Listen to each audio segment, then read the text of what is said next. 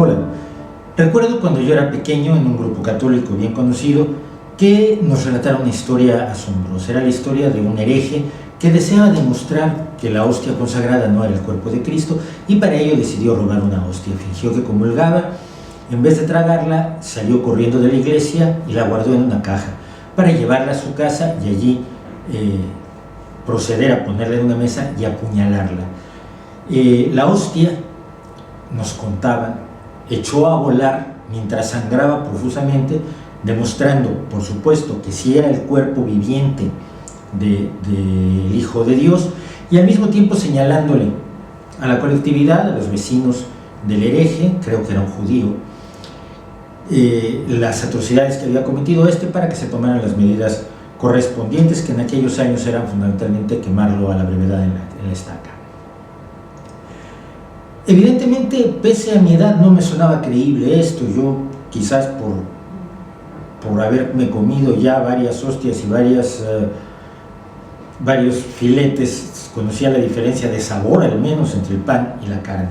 Y me decía que lo que yo comía era carne y que era, en todo caso, un símbolo. Pero ellos no lo planteaban como un símbolo. Pero lo que más me llamaba la atención es la idea de que tampoco ellos se creían que las hostias, si uno las apuñalaba, volaran y sangraran. Y por supuesto eran el tipo de cosas que tampoco creían los sacerdotes medianamente serios, intelectualmente adelantados, hombres cultos, con los que también mi familia tenía relación. ¿Por qué mentían? Quizás parte del secreto la encontramos cuando, como críticos, digamos, bien informados respecto a la religión, nos encontramos con teólogos con los que podemos hablar. Cuando un teólogo se da cuenta de que la persona con la que habla conoce la Biblia, conoce la historia de la religión, conoce el derecho canónico, conoce los trabajos de los papas, inmediatamente sube el nivel. En vez de trabajar al nivel al que trabaja en el púlpito con las mayorías, busca un nivel filosófico mucho más alto y por supuesto deja claro que todas estas cosas, como las apariciones de las vírgenes, como ciertos milagros, como algunas historias que se cuentan desde el púlpito y que ni siquiera están en la Biblia, que nadie sabe de dónde sacaron, son símbolos, son metáforas, son parábolas que sirven para que la gente se acerque a Dios y fortalezca su fe. La pregunta, por supuesto, es si realmente para llegar a Dios, a la idea de Dios, a un Dios que lo puede todo, que lo sabe todo, es necesaria la mentira, el engaño, la publicidad fraudulenta, que es la que nos ofrecen y la que les ofrecen a los evangelizados con gran frecuencia las iglesias. Y no me refiero únicamente a la iglesia cristiana, sino a todas las iglesias que hacen proselitismo. Incluyo al budismo, incluyo al islam, en ese caso no incluyo al judaísmo, que no hace proselitismo.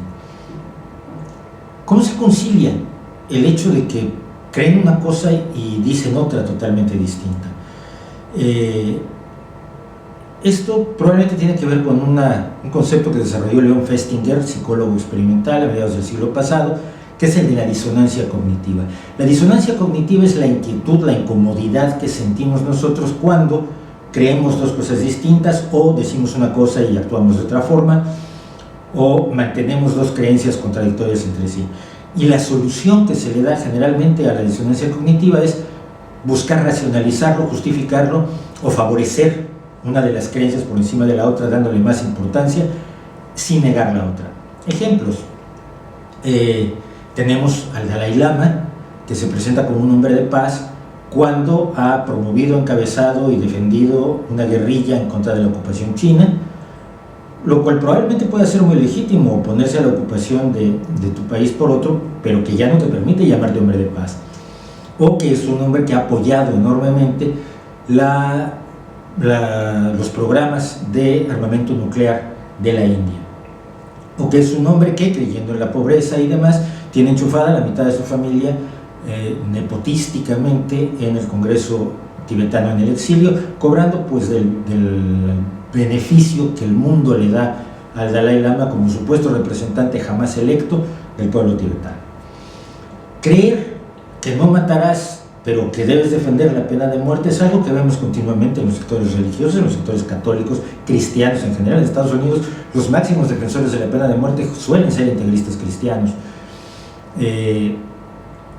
Los grandes grupos integristas, nuevamente, que salen a la calle diciendo que toda la vida es sagrada, que incluso un óvulo fecundado ya es como un ser humano completo, con manos y pies y sentimientos y futuro y esperanzas y posibilidades, y que por lo tanto debe ser tan sagrado como una persona viva y completa como podría ser una mujer, que bueno, es un poco como decir que una nuez es un roble y tratar de cortarle las ramas a la nuez, o como decir que un huevo es una gallina y por lo tanto tiene plumas.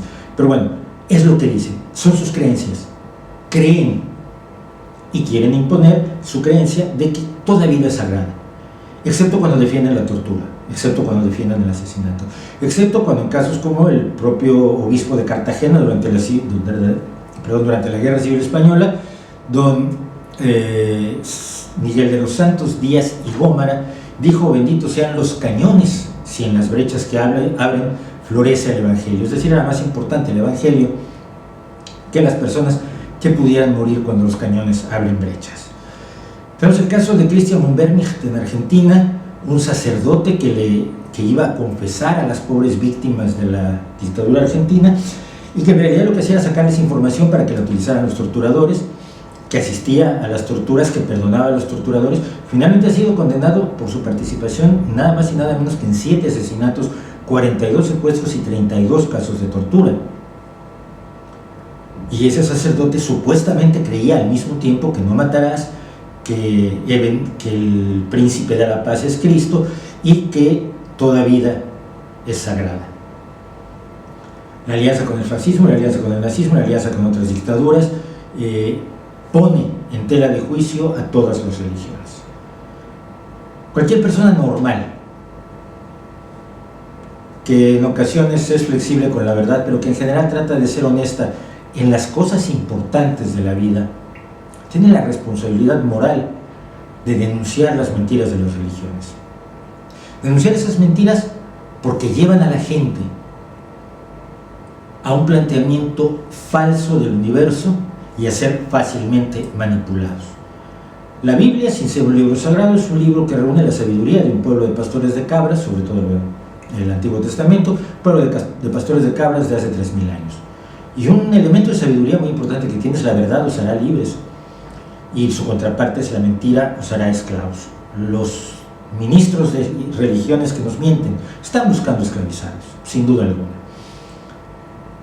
El universo es un jardín enorme lleno de misterios y de posibilidades. Contiene en sí todo lo necesario para hacernos felices, todo lo necesario para derrotar a la enfermedad, todo lo necesario para prolongar nuestras vidas, como lo ha ido haciendo conforme avanzamos en su conocimiento y en el control de sus mecanismos y de sus leyes. Es maravilloso, nos puede ofrecer todo, es bello, y sin embargo tenemos a los ministros de todas las religiones diciéndonos que el universo es lo de menos, porque lo que vemos no importa. Lo importante es que en ese jardín extraordinario hay hadas, o dragones, o ángeles, o dioses, cuya existencia jamás ha demostrado nadie y de los cuales no tenemos evidencia alguna. Quien quiere vendernos un jardín de hadas en vez de un jardín real, quien basa su vida en la mentira de las hadas, debería sentir una profunda vergüenza. Los seres humanos decentes buscan la verdad en la realidad y no en las imaginaciones de gente que no sabe ni siquiera muy bien qué cree. ¿No le parece a usted?